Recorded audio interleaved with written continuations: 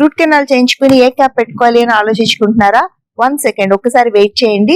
Root canal చేసిన ప్రతి పన్నుకి cap పెట్టేయాల్సిన అవసరం లేదు. క్యాప్ పెట్టాలి అంటే చాలా వరకు మన పన్ను తగ్గించి క్రౌన్ ప్రిపరేషన్ చేసి దాంతో క్యాప్ తెప్పించి మీ పైన పెట్టి మీ పన్నును సెక్యూర్ చేసుకోవాలి. కానీ అలా అన్ని పళ్ళకి చేయాల్సిన అవసరం లేదు. దానికి బదులుగా పార్షియల్ క్యాప్స్ అనేవి ఇప్పుడు అందుబాటులో ఉంటాయి. ఈ పార్షియల్ క్యాప్స్ అనేవి ఏంటంటే పన్ను కొంత భాగం కవర్ అయ్యేటట్టు క్యాప్ పెట్టుకుంటే చాలు.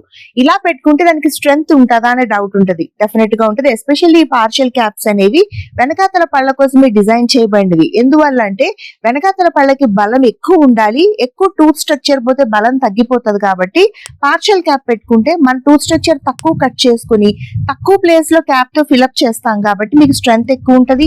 మీరు అన్ని నమిలి కొరికి తినగలుగుతారు. And at the same time చాలా సంవత్సరాలు ఈ పార్షియల్ క్యాప్స్ అనేవి ఫెయిల్ అయిపోకుండా ఉంటాయి.